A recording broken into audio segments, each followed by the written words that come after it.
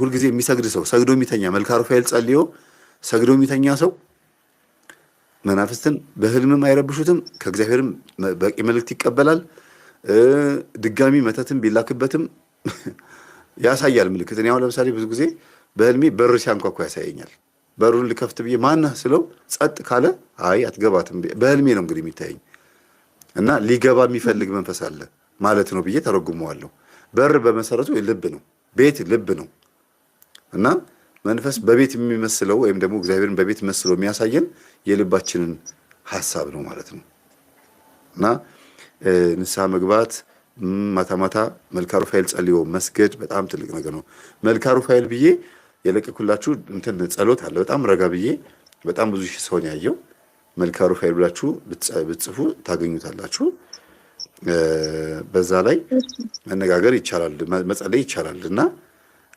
ምንም ሳትቸኩሉ መስገድ እየጸለያችሁ መስገድ እግዚአብሔር የሚያግዛችሁ እውነተኛ ሰጋጅ እውነተኛ ፐርፌክት የሆነ ጸሎት መንፈሳዊ ሰው ስትሆኑ ነው ትክክለኛ በቃ የገባው ጎበዝ ክርስቲያን ጎበዝ አስቀዳሽ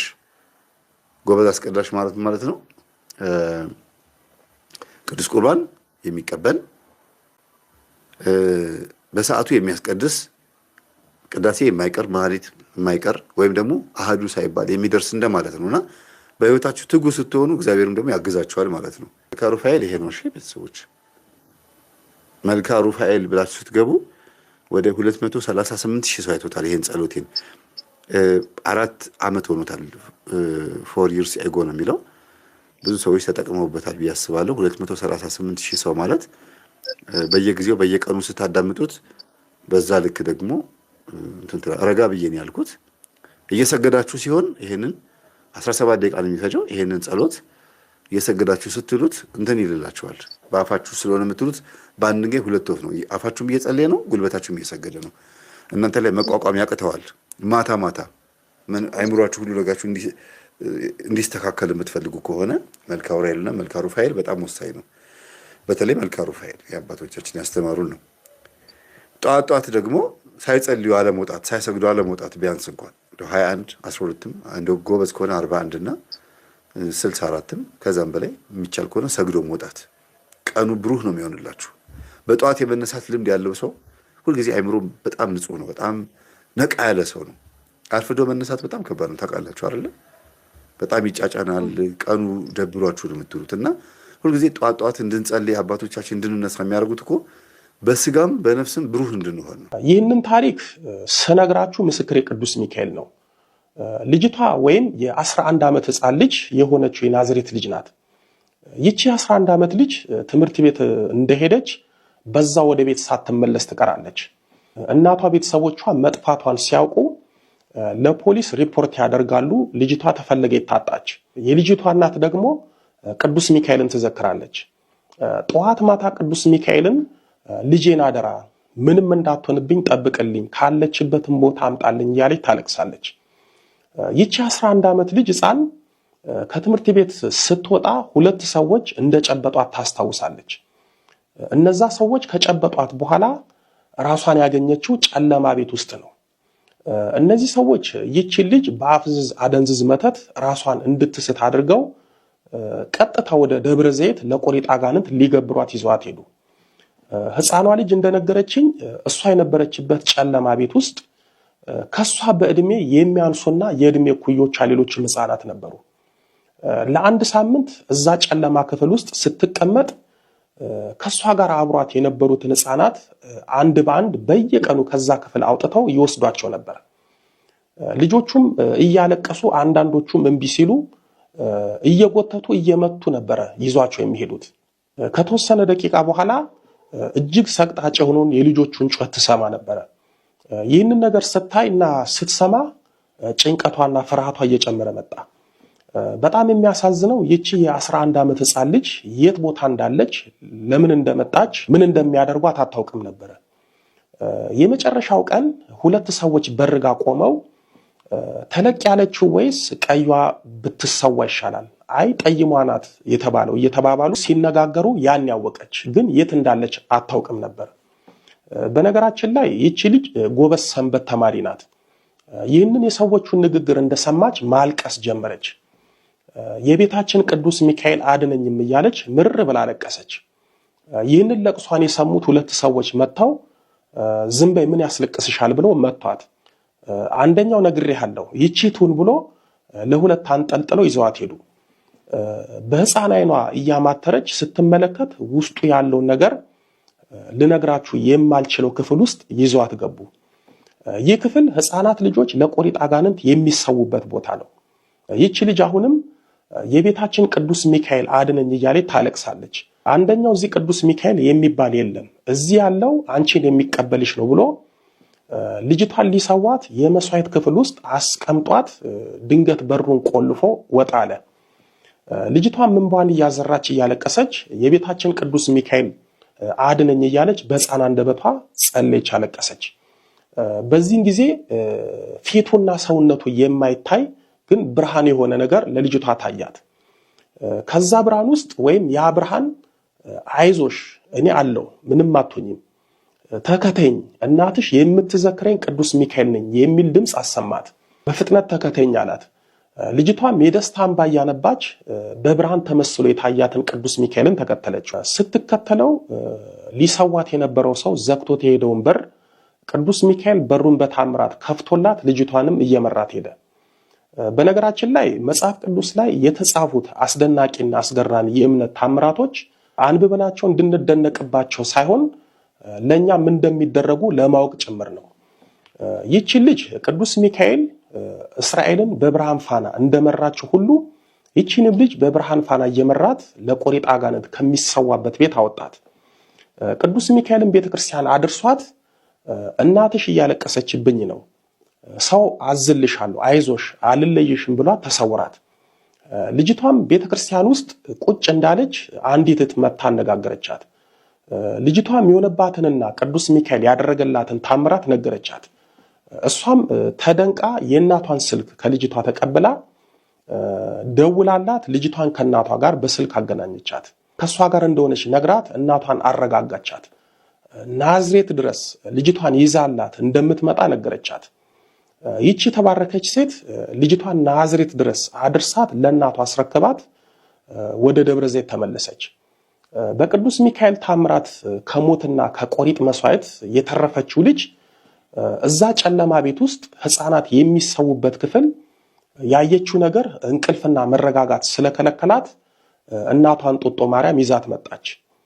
ይቺ ልጅ እኔ ጋር 1 ወር ተቀምጣ ጸበል ተጠምቃ ወደ ናዝሬት ሄደች። የወለላይቱ እመቤት ልጆች ይቺ ልጅ ቅዱስ ሚካኤል ባይደርስላት፣ ቅዱስ ሚካኤል ባይታደጋት ኖሮ እንደ ሌሎቹ ሕፃናት የቆሪጥ መስዋዕት ትሆን ነበረ። ለዚህ ነው አባቶቻችን ዝክር አጥር ነው የሚሉት።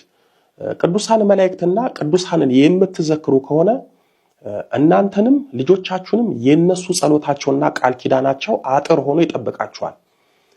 የከፋ ነገር እንኳን ቢደርስባችሁ በታምራት ይደርሱላችኋል። ትውልድ ያው ይውደም እየተባለ የተወለደ ስለሆነ ያው የምታየው የምትናገረው የምታስበው የምታቅደው በራስ ፈቃድና እርግማን በራስ ሐሳብና ቋንቋ ራስ ላይ ስለፈረድህ ያው መውደሙን ገና አላቆምም። መከሩ መቼ እንደሚቆም ገና አልታወቀም። ለምን በአንድ ዓመት ዘርተህ በሌላው ዓመት ነው የምታገኘው። ለዚህ የዘር ሕግና መከር አለው። በአንድ ጊዜ ተዘርቶ በአንድ አይታጨድም።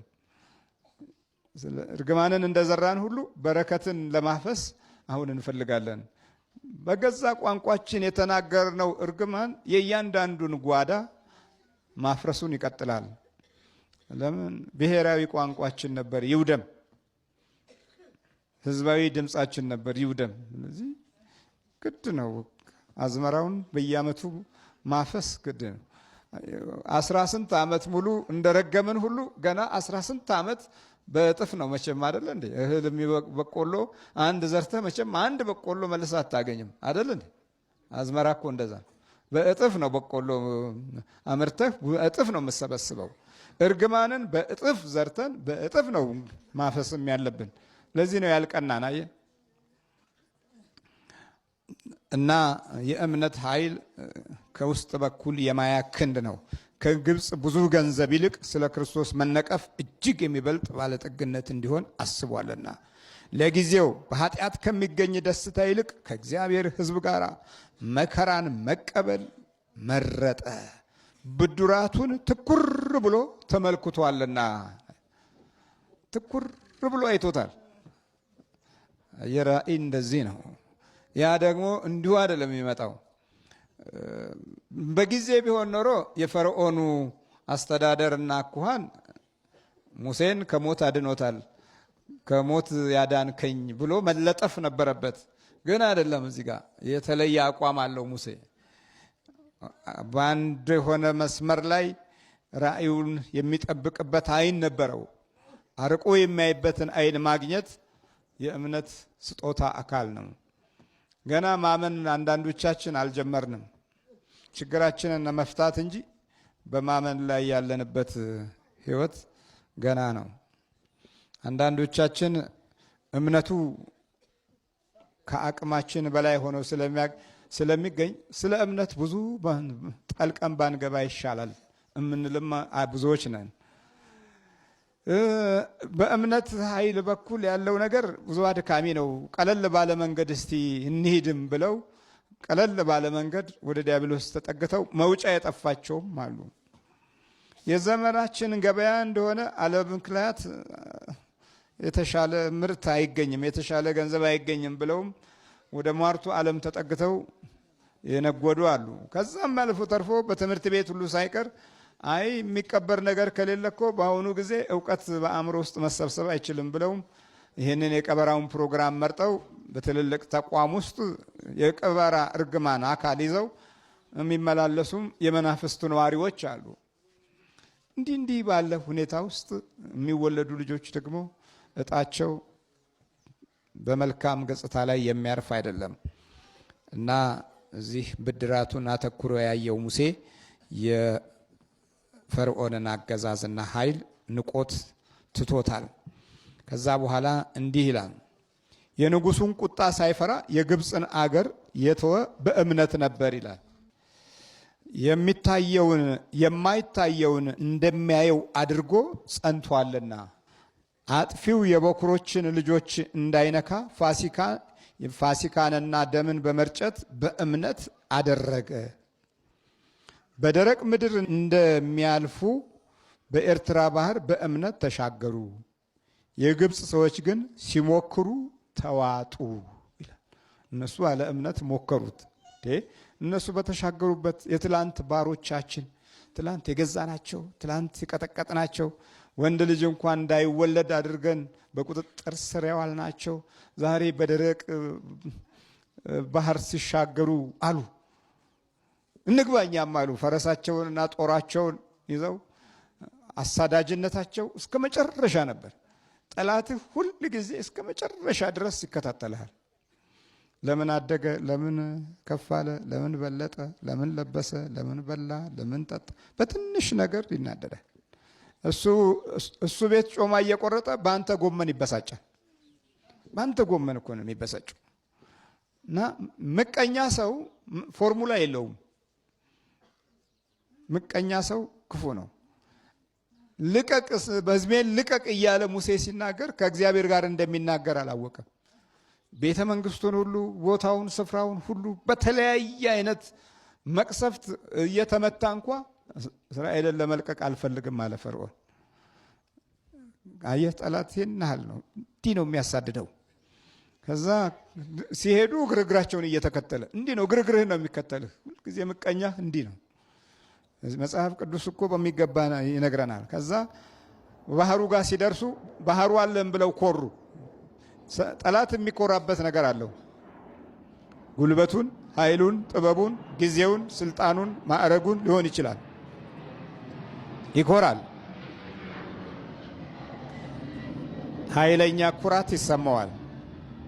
ሁልጊዜ ወደ ታች አድርጎ ስለሚያይህ ያንተ ትልቅነት በእግዚአብሔር ክንድ እንኳ ቢገለጥም ትዕቢቱ አይበርድለትም። ይኮራል ጠላት። ሳላጠፋው ይላል። የምቀኝነት ኃይሉ ከአንዴ አንዱ ቢከሽፍበት አንዱን ዘዴ አንዱን ስልት ይቀይሳል። ጠላትህ መንገዶቹን በማብዛት ነው አካሄዱ። እና ባህሩ አለ፣ የትም አይደርሱም። የእኛ ባህር ይዋጋል አሉ።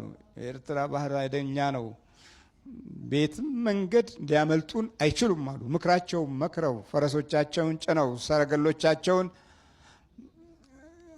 አጠናክረው ከእግራቸው ይከታተሏቸው ነበር። እግዚአብሔር ደግሞ መንገዳቸውን ያዘገይ ነበር። እንሄዳለን እያሉ አይሄዱም። ፈረሱ ጋልባለሁ እያለ አይጋልብም፣ ያዘገያል።